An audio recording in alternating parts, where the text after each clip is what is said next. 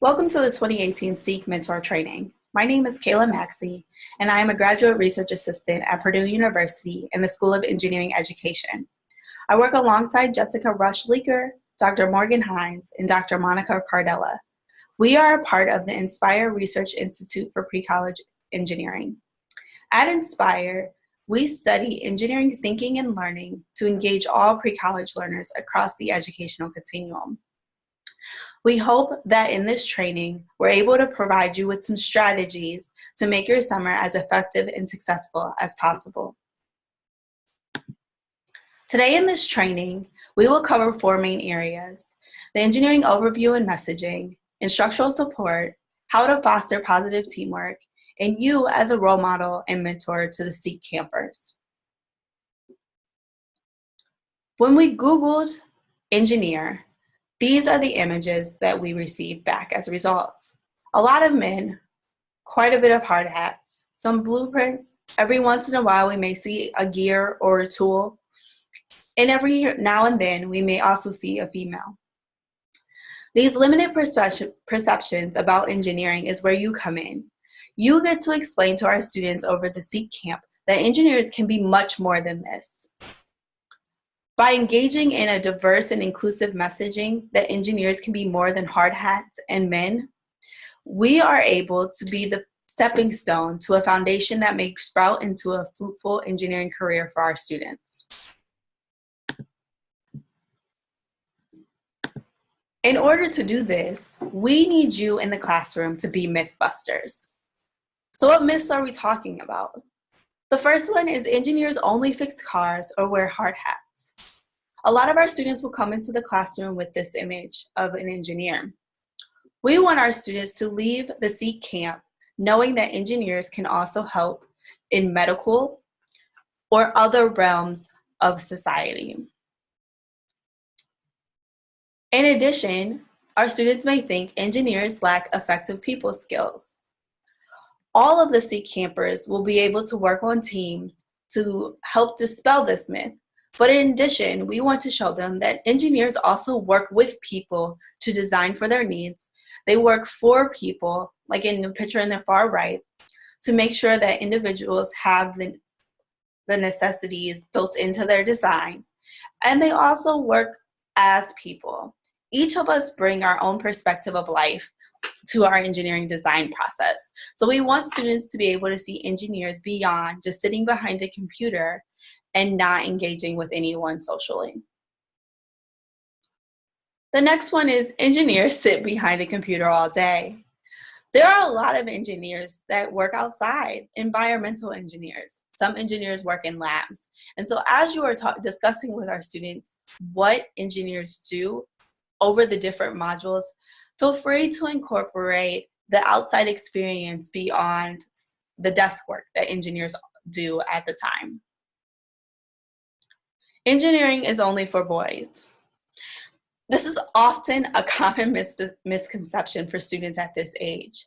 We want students to know that anyone can become an engineer, including women. So there will be some additional strategies that we will talk about that you can use in teamwork to make sure that everyone in the classroom believes that they can become an engineer. The next piece is really engaging students in a critical thinking of where can we find the work of engineers. The first one that we'll talk about is the movies. At the movies, we're able to see a lot of different engineers who engage in them. We have lighting, we have sounds, we have ergonomics, we have the theater. And so really bring in outside perspectives of where you know engineers' work are and to help relate it for our students. Music is another one where a lot of different types of engineers work in order to produce concerts and musical events. Fashion. With the uproar of wearable devices like Fitbit and Apple Watches, there is tons of engineering within the fashion world and industry. Sports. Helmets, protective sports equipment, as well as the design of baseballs and golf balls for their aerodynamic. All of these places, if a student in your classroom is more interested in sports, you can engage them in the conversation that engineers also work within the sports arena and how. And the last piece is in multidisciplinary functions. Both of these are motorized vehicles. They may or may not necessarily be useful for a societal need, but there are definitely spaces that engineers work, and it takes a lot of different engineers to work on these types of projects. So the key to all of this is really engaging your students in the things that they like. So if you have a student that likes video games, please talk about engineering from the perspective of video games. On the other hand, if your student likes fashion or food, there's ways to engage them in the engineering conversation through those. Remember, there's a wide world of engineering, from mechanical to civil to biomedical to chemical to environmental. There is a large range. And so we would like for you to engage the student in whatever they're interested in the discipline that aligns most closely. The last message that we want to give is that engineers work for, with, and as people. And what we mean by this is that engineers are solving a problem for somebody in society. And it could be a lot of people, it could be a group of people, but there is needs that somebody has and the engineer is working for them. In addition, to solve that problem, engineers have to work with a team, which our students will experience that over the SEEK camp. So that is the with people. And lastly, we as individuals bring our own perspectives to the design process, so we come to the project as a person as well. In order to engage in the work that engineers do, they have to engage in what we call the engineering design process. So to begin our discussion around the engineering design process, we will watch a short video of adults engaging in the engineering design process, and then we will talk about how we intend to do this with SEEK. The team will apply that process to bringing the supermarket shopping cart into the 21st century. The side says, it gives us a lot of help, says, be safe. What needs should they optimize their solution to? Theft. It turns out a lot of carts are stolen. You know, what is the average life of a cart? Does it last 2 years, 5 years, 10 years? And how big is this theft thing? And we give each team a need area. Hey, can we grab everybody over to the wall here? I think we ought to start making those lists about the kinds of questions that we're going to ask. It sort of has to nest. If it doesn't nest, we don't have a solution. The team splits into groups to find out firsthand what the people who use, make, and repair Who are really getting the information are out here talking to the buzzes of the world, going to meet other experts, much more useful than sitting at your desk. The problem with the plastic cart is the wind catches it. Yeah. And these things have been clocked at 35 across the parking lot. Man, That's actually a pretty good point. From everything I read, these things aren't that safe either, you know? So probably the seat itself is going to have to be redesigned. One of the interesting things for me is looking at how people really don't like to let go of the cart, except for the professional shopper, whose strategy is to leave the cart at very... People went off into the four corners of the earth and are coming back with the golden keys to innovation. A shopping cart has been clocked at 35 miles an hour traveling through a parking lot in the wind. We were in the store, 2 hours, and it was truly frightening just to see the kind of stuff going on. He's climbing up and doing this. Safety emerges early as an important issue.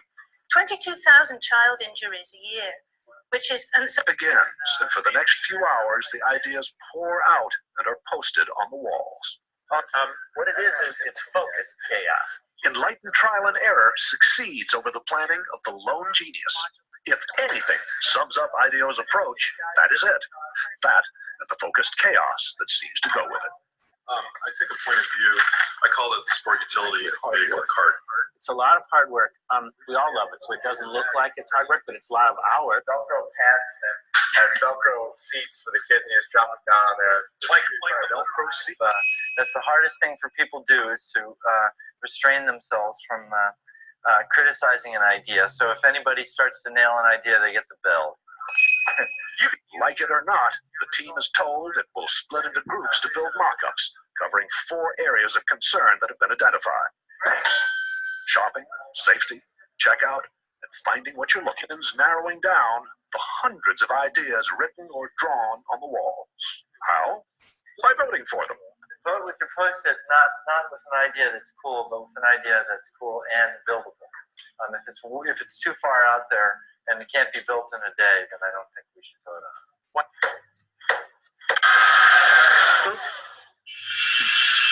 What is to refocus the deep dive?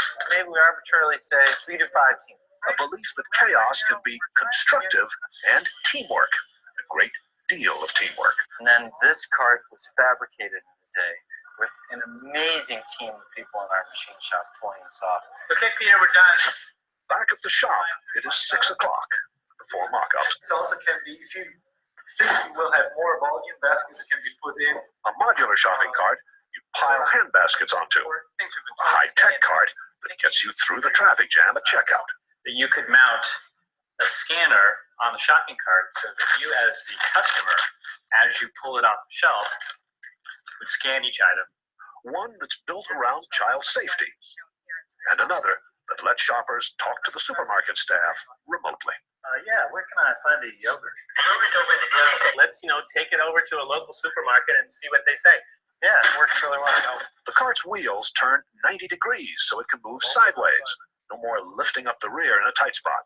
And you shop in a totally different way. Rather than taking your cart everywhere you go in the store, through a crowded store like this, much more efficient to take a small basket, rush around to where the particular shelves are, and come back and put them here. Treat this as like a center for your shopping. And with a high-tech scanner, so that in the future you skip the checkout traffic jam. Here's how you would scan an item. Reach over and pick up anything like the salad dressing, and I would scan it. If I want to accept that item, I would just press plus and then drop it in my basket. But the bags are hung on hooks on the cart's frame. Remember, there is no basket here. So this ought to appeal to store owners then. Yes, I love it. I think it looks great. At first, I was a little shocked, but I think you have some fantastic ideas here. It needs a little refining, but I think that it's great. I mean, we would want them. That'll be good. There it is! So we took the best elements out of each prototype. Cart, which is designed to cost about the same as today's carts, is different in every other way. Hand baskets that stack in a metal frame, and major improvements for all. You just lift the handle up, you drop put the children in, and then you can close the handle right over them, and they instantly have some little bit of a work surface they can play with. What do you think?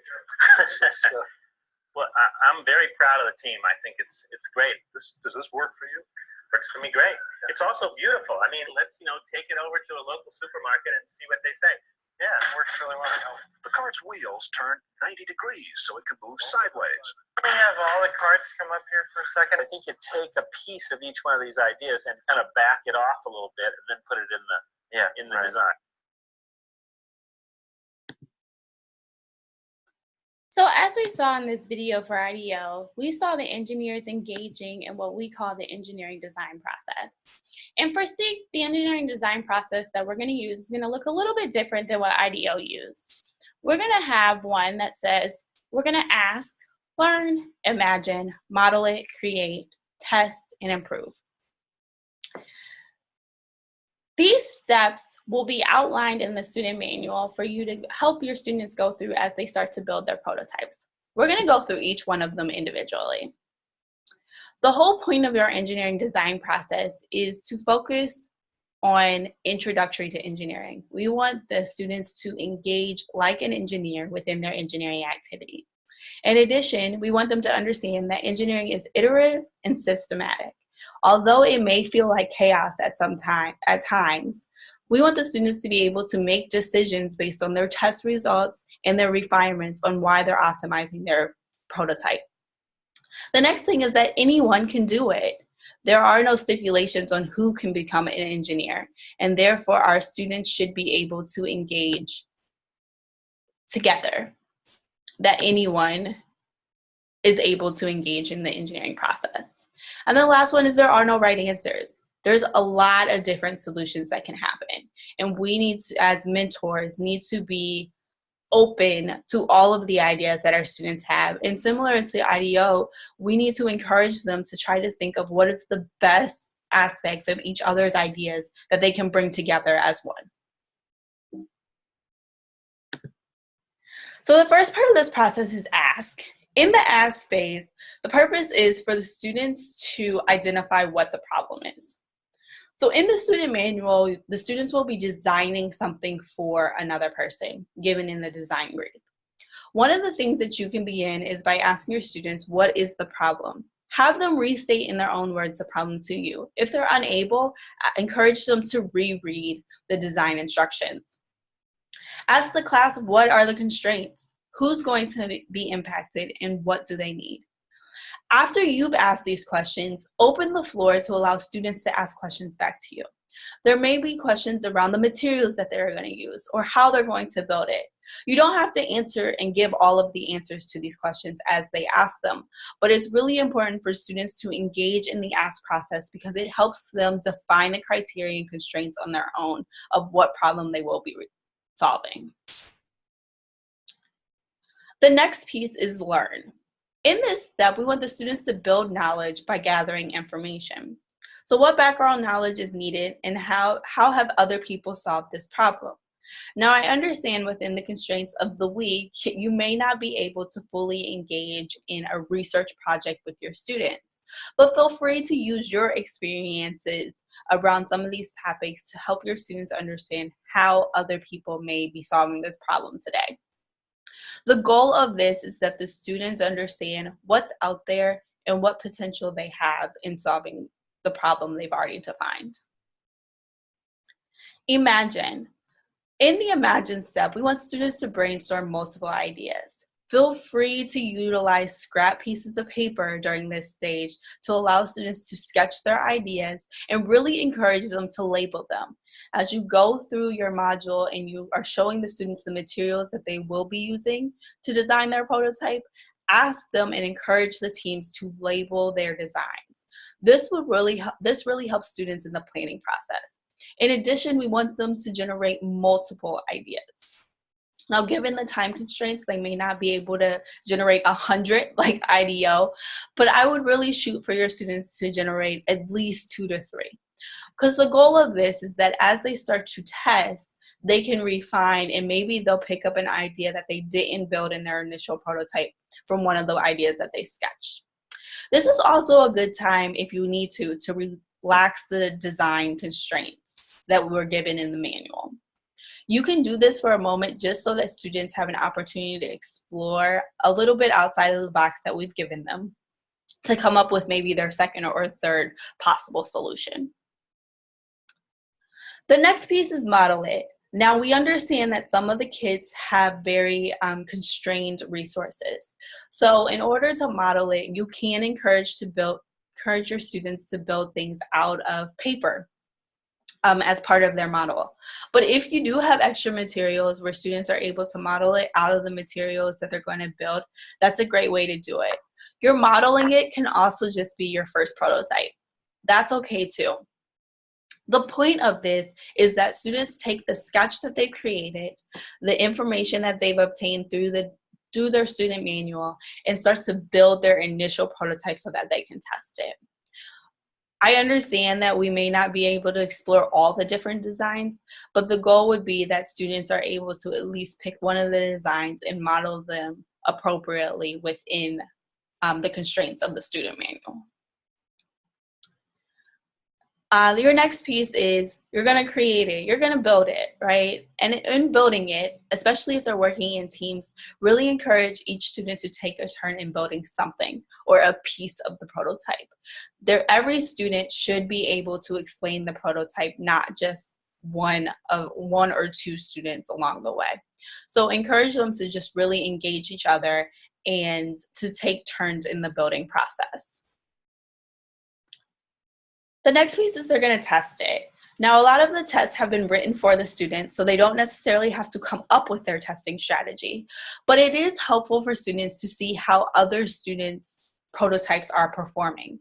Because if one student has a chassis design that's chassis design A, and the other student has the chassis design B, and the chassis design B performs better than A, the group that has chassis design A will never be able to know that without watching the second student team.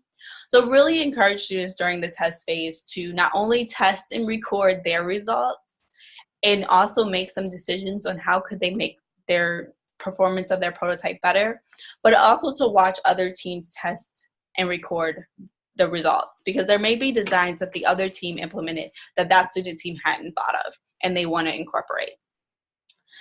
After they test it, the whole goal is to improve it. And that's really to reiterate this fact that the engineering design process is iterative. So we want the students to now test, and then we want them to critically analyze their test results and say, okay, if I change this one component, I think it will go farther, I think it will go faster, I think it will fly higher. And so that, and give them an opportunity to make that change as long as it's within the constraints of the student manual. If it's not within the constraints of the student manual, still give them the opportunity and ask them to sketch what their most ideal design would be if there were no constraints that we provided them. So how do we get all of this done? Like, this is a lot, I understand, and we're asking you guys a big task to engage the students in the engineering activities. So here's some key strategies to really help you get this done in the classroom. The first is feedback. You are there to give advice, right? You are there to tell them what to do within or outside the learning environment. So you're able to either restrict the constraints we've given you or relax them when appropriate. You are not there necessarily to tell them the answer. So it is going to be your job to ask as many questions as possible to identify where the students are having troubles. It's going to be very easy for your students to say, hey, I just don't know how to do this. Can you help me? So your goal will be to identify what discrepancies do they have from the design brief. So really asking them, what problem are you solving? And then how can you get them back on track? One of those ways is to always refer back to the client expectations and have the student reiterate that back to you. The last piece is, as I said earlier, is be yourself and use your relevant experiences to tie this to the world. It is so important that our students understand that the engineering design process does not happen in isolation, and it happens every day in the world they live in. So use those experiences to your benefit. As I discussed just briefly, questioning and prompting is going to be your key facilitation tool. This helps bridge gaps in understandings for your student teams and helps them discover what information they're missing, what they need, and where they're going. Really probe for questions. Like I said, listening to what the students are telling you is going to be gold, because there's no right or wrong way to probe for questions or probe for requests or clarifications or reasonings. So you're going to have to listen and kind of be active and flexible off of what the students are telling you or questioning you about. For example, if a student who is working on maybe the gravity cruiser can't get their chassis to roll, like their wheels just are not turning, and they say to you, I don't know why our wheels aren't turning, can you help me? This is a good time for you to rephrase back to them, well, what do you think is wrong? Right? And so now you and the student can engage in conversations, but I would always push back on them with a question and have the team come up with an answer to that question. Do not give them the answer. The whole goal of this is for them to struggle a little bit and to discover with each other on what the appropriate path forward is. The next piece is your students are acting as consultants, right? The student manual has given you a design brief, and the students are now the expert. And we really want to position our students as the expert. So we're going to provide information as they need it to assist only. If for some reason you have students in your room that are moving more quickly than others, really encourage them to help other teams that may need it. In addition, encourage your students to talk amongst teams. If one team has an idea that you think would be beneficial to another team, ask them to explain it to their peers. Students really engage in cross-peer communication, and it really helps the learning environment. So the next piece is, as students are working on teams can be challenging. So how do you foster a positive teamwork and collaboration? The first thing to be mindful of is gender dynamics, especially in your co-ed camps. Female to male student ratios in teams are very important. If for some reason you create teams in your classroom and you have one female to several males within that team, please reconsider reorganizing that team. For some females, this will not matter. For some female students, it won't matter that they're the only one. But for others, it will really cause them to disengage with the activity. And our goal here is to get everybody participating in engineering. So I would just encourage you to put multiple females together in a team. They can be in team with male students, but try not to limit them to be singled out in those teams. In addition, female students often engage with engineering very differently than our male students. Our male students are often socialized by this point to be the builders and the go-getters and to be hands-on. Our female students may or may not be. So really encourage our students to take turns in the building process. This is going to be critical for everybody's engagement. Also encourage our female students who may enjoy other things like the design. Maybe they really, really want to make their gravity cruiser glitter sparkly. Or maybe they don't. Maybe they would like to see it have lightning bolts and stripes. Whatever that is that student is gravitating to, try to find a space within that team that they can engage in that in the engineering design process. This is going to help connect their personal interests with what engineering is. And fortunately, in engineering, there's rooms for everybody's interests, especially the creativity. And lastly, encourage participation. Sometimes being in teams with students that you've never met before is daunting. And so students may not want to participate. Just encourage them to take turns and try to encourage them to change roles. As one person may be the leader today, the next person the note taker, and so forth. Try to change those up so everybody gets a turn to lead across the week.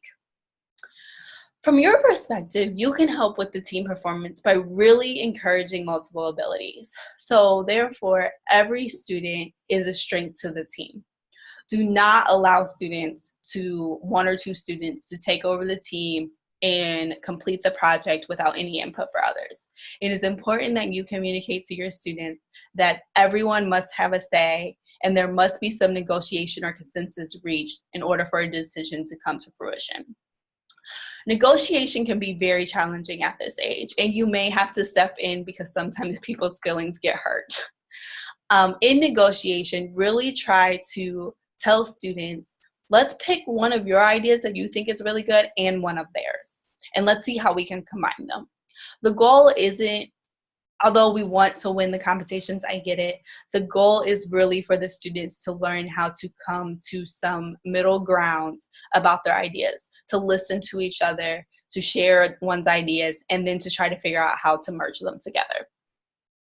The last thing is stereotypes. Your students may come to the classroom with stereotypes about their abilities and the abilities of others.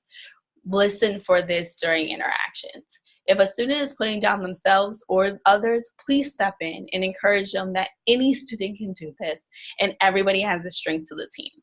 There is no weak link in this process. Everybody has something to contribute. So now the last piece that we're going to talk about really is you as a role model and a mentor. The biggest thing that you can do for your students is acknowledge, recognize, and empower them. You're there to be a supporter and say you can do it throughout the summer. So really watch how students are engaging with the activity and with each other. When that becomes a negative experience, your goal is to step in and really encourage them to get back to task, which is what problem are we trying to solve, and then try to figure out how we can solve that together. Acknowledge all of their ideas. Be very cognizant on only picking on students that volunteer each time. Really allow different participants in the group to answer your questions. Because as I said before, a positive teamwork and collaborative group, everybody on that team should be able to explain to you what the design is doing and how it's going to embed and how it is going to behave. Lastly, empower them to pursue and try their ideas. It's okay for them to take risks. Obviously, with your resourcing, you have to define how that risk is taken, but we really do want students to explore a variety of ideas before they start building their prototype. So encourage them, if they don't know the answer and they're asking you for it, to just try it. And once they've tried it, have them explain what went well and what didn't go well and how could they change it. The next piece is going to be like really engaging them with their lives. Figure out what they like, right? And then figure out how what they like can be integrated into their engineering activity. Now, I understand this may be a little bit more difficult than others, but a lot of students will tell you what they enjoy to do over the course of time working with them. So, and fortunately, like I said before, engineering gives us a wide array of opportunity to connect to students' lives. So let's try to build that in when we're talking about what engineers do with what the students like in your classroom. The next piece is be patient and provide positive messaging. Sometimes it's difficult because engineering comes with a lot of failures and it's a lot of trial and error at times, but we just support the process. That is our goal. Our goal is to nurture them to keep going and for them to understand that although they've hit a roadblock within the engineering design process, they are intelligent enough and expert enough to try something different and to keep going. Also be patient with yourself. Do your best. There's no wrong answers, and the students are going to adore you by the end of the summer. So just really keep encouraging them to never give up, and you never give up. And the last one is really deflate any self-defeating behaviors. Students may come into your room saying that they're not good at math, they're not good at science, they can't be an engineer. And this is the time for you to really either share your story if it applies, but it's also a time to let them know that anyone can do these activities. So as a recap, over your SEEK experience, it's really, really important for you to communicate a broad and inclusive message about engineering. And really that's to say that anyone can become an engineer, regardless of race, regardless of gender, regardless of interest. We can find a space in the engineering spectrum that aligns with the things that you like. Also, the next piece is to communicate that the engineering design process is a way or a tool for you to facilitate the activities. It's not going to align perfectly in every student manual, although we've tried to make that happen. But you can use it as a way to ask questions for students that may not be progressing as quickly as you may need them. It may also be an opportunity for you to allow students that have progressed quickly to help others by engaging in the different stages along the way. The last piece is really encourage your students to explore and discover inconsistencies. Identify the ways that they're encountering roadblocks and the ways that they can overcome them. Because this process within SEEK is to get students to kind of have this holistic experience around engineering, as well as to be able to celebrate their successes at the end. Have a great summer, and we wish you all the best. If you have any questions along the way, feel free to reach out to us and we will help however we can. Thank you.